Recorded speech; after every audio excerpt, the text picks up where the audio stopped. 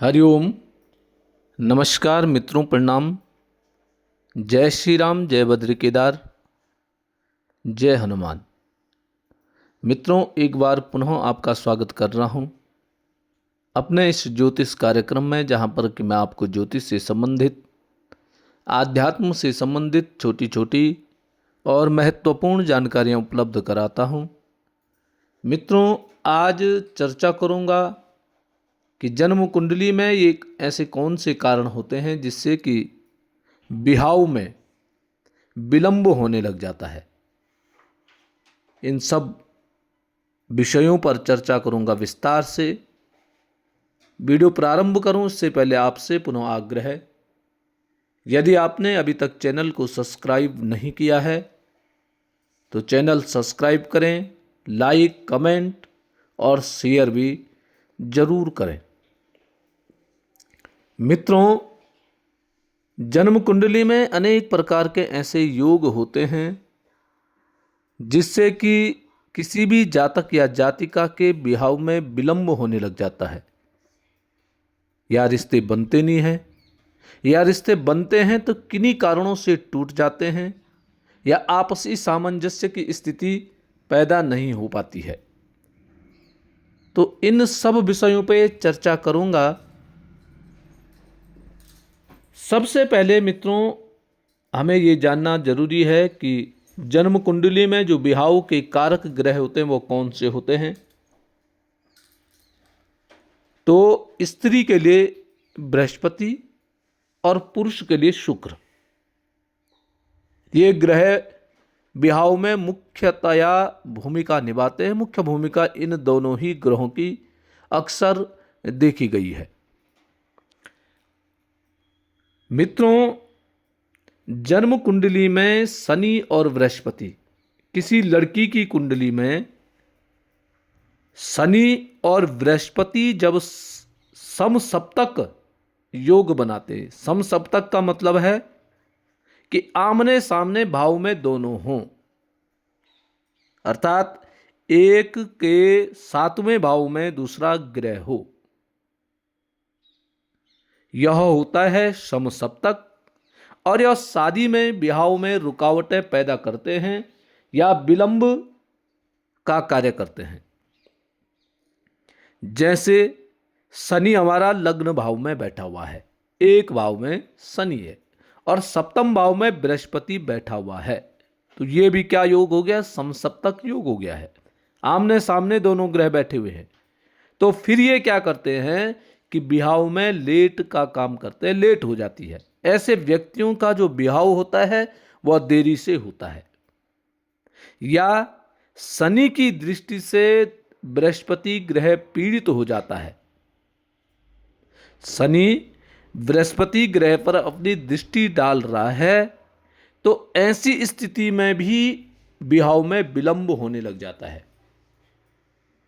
और मुख्यतः ऐसी जो जातिकाएं होती हैं, जो लड़कियां होती हैं, इनके विवाह में 30 वर्ष या 30 वर्ष के अगल बगल या 30 वर्ष के बाद इनके विवाह का योग बनता है।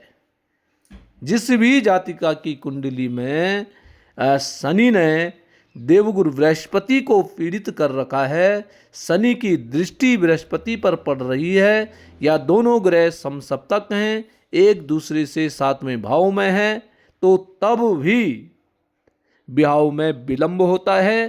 30 वर्ष के बाद विवाह के योग बनते हैं। तो यह है जातिका की कुंडली में।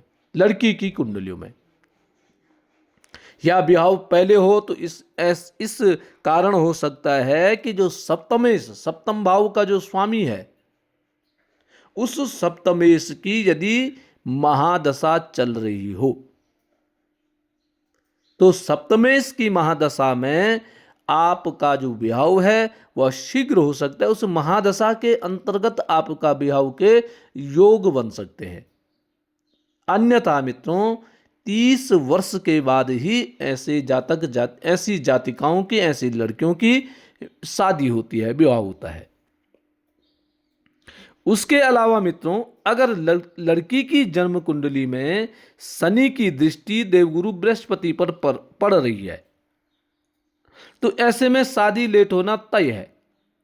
परंतु जो लड़के की कुंडली है, किसी जातक की जन्म कुंडली है, उसमें शनि की दृष्टि शुक्र पर पड़ रही हो, शनि शुक्र को यदि देख रहा है, शनि ने यदि शुक्र को ग्रसित कर दिया है, तो फिर ऐसी स्थिति में विवाह में विलंब हो जाता है। या शनि और शुक्र की युति हो, शनि और शुक्र एक साथ कहीं पे विराजमान है, तो उसमें भी लड़कों के विवाह में विलंब होने लग जाता है। या मित्रों, शनि ग्रह लग्न भाव में बैठा हुआ है। लग्न भाव कौन कौन से हैं? पहला भाव, चौथा भाव, सातवां भाव और दसम भाव। इन लग्न भाव में यदि शनि ग्रह बैठा हुआ है, ऐसे में भी शादी में विलंब होना तय है। ऐसे में भी विवाह देर में ही होते हैं। और ऐसे योग जिस जातक की जन्म कुंडली में बनते हैं, तो ऐसे व्यक्तियों के 30 वर्ष के बाद ही शादी होती है, यह निश्चित है। और 30 वर्ष से पहले तभी शादी पॉसिबल है जब सप्तम भाव, या ये एक तो सप्तमेश की, सप्तम भाव का जो स्वामी है उसकी यदि महादशा जल्दी आ रही है।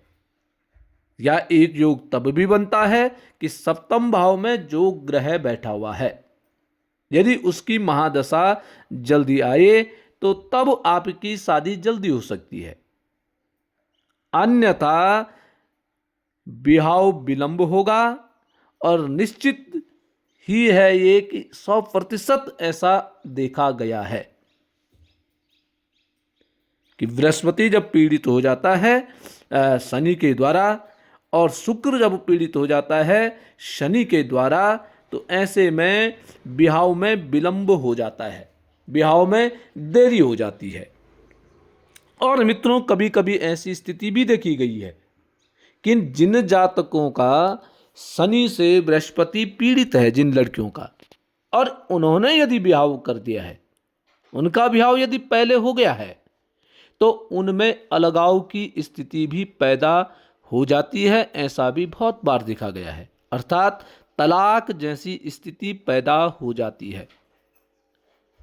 क्योंकि शनि जब बृहस्पति को पीड़ित कर देता है, तो ऐसी स्थिति में क्या होता है कि आदमी को समझने की जो ताकत है, जो क्षमता है, वो कमजोर हो जाती है। वो समझ नहीं पाता है, अपने को ढाल नहीं पाती है। ऐसी लड़कियां क्या होती हैं, अपने को ढाल नहीं पाती हैं ससुराल में, और छोटी छोटी बातों पर लड़ाई झगड़ा होने के कारण और विवाह में फिर अलगाव की स्थिति पैदा हो जाती है, अर्थात मन मुटाव की स्थिति पैदा हो जाती है। और कहीं कहीं ये देखा गया है कि फिर वो अलग अलग दोनों रहने लग जाते हैं, और कई वर्षों तक हो सकता है। ये भी ऐसा भी देखा गया है कि कई वर्षों तक अलग रहेंगे या कई समय तक अलग रहेंगे, और फिर जब आपकी उम्र आगे आ जाएगी, आगे बढ़ जाएगी, तो उसके बाद फिर आपका मिलाप हो जाता है। तो ये बहुत ध्यान में रखने वाली बात है कि यदि किसी भी जातिका के बृहस्पति ग्रह पीड़ित है और उसकी उम्र कम है, तो उसमें बहुत सोच समझ करके आपने विवाह का निर्णय लेना है। विवाह में किसी प्रकार की जोर जबरदस्ती नहीं करनी चाहिए, अन्यथा फिर बाद में पश्चाताप हो जाता है। और ऐसे ही पुरुष जातक की कुंडली में भी है। यदि पुरुष के किसी भी पुरुष का शुक्र ग्रह कमजोर स्थिति में है या शनि के द्वारा पीड़ित हो रहा है, शनि उस पर दृष्टि डाले हुए हैं, तो ऐसे में उसको भी विलंब यदि शादी में हो रहा है, विवाह में देरी हो रही है, तो इसमें घबराने की आवश्यकता नहीं होनी चाहिए, क्योंकि आपका विवाह देरी से ही होगा। और यदि किसी कारणवश आप विवाह जल्दी कर देते हैं और किसी भी प्रकार का मन मिटाव होता है, तो उसके लिए आपको तैयार रहना चाहिए। आपको हर समय समझौता करना चाहिए। आपको रिश्ता बचाने के लिए, अपनी शादी बचाने के लिए किसी भी टकराव जैसी स्थिति में आपको नहीं आना चाहिए, अन्यथा इसका जो परिणाम होगा वो बड़ा खतरनाक हो जाता है, अलगाव की स्थिति हो जाती है। तो मित्रों, पुरुष के लिए है शुक्र ग्रह और स्त्रियों के लिए है बृहस्पति ग्रह। बृहस्पति शुक्र दोनों ये विवाह के से संबंधित जानकारियां प्राप्त कराते हैं, अर्थात ये विवाह के कारक ग्रह हैं। तो जरूर विवाह से पहले अपनी इन कुंडलियों में इन दो ग्रहों का निरीक्षण जरूर करना चाहिए, जरूर इन दोनों ग्रहों की स्थिति पर नजर डाल देनी चाहिए। तो मित्रों, ये थी विवाह संबंधित सूक्ष्म जानकारी। तो मित्रों, आज के लिए बस इतना ही। कल मित्रों पुनः किसी नई जानकारी के साथ आपके सामने पुनः प्रस्तुत होऊंगा। आपने वीडियो पूरी देखनी है, तब जाकर के वीडियो समझ में आती है। और यदि आपको ठीक वीडियो लगती हैं तो इनको जरूर शेयर जरूर करना चाहिए, कोई अन्य भी इनसे लाभान्वित हो सकता है, किसी अन्य लोगों को भी इससे लाभ की प्राप्ति हो सकती है और आपके जो रिश्ते हैं उन रिश्तों में आपका बचाव हो सकता है। क्योंकि मित्रों, ग्रह जो होता है वह अपना कार्य अवश्य करता है, उसमें जातक या जातिका को संभल कर रहने की आवश्यकता है, अपनी भावनाओं को काबू में रखने की आवश्यकता होती है, तब जाकर के मित्रों रिश्ते बसते हैं, रिश्ते स्थिर रहते हैं। इसके लिए हमें सदैव प्रयास करने की आवश्यकता होती है, प्रयासरत रहने की हमको आवश्यकता होती है। तो मित्रों, निश्चित ही आपको वीडियो पसंद आएगी। आज के लिए बस इतना ही। नमस्कार, प्रणाम, जय श्री राम, जय हनुमान।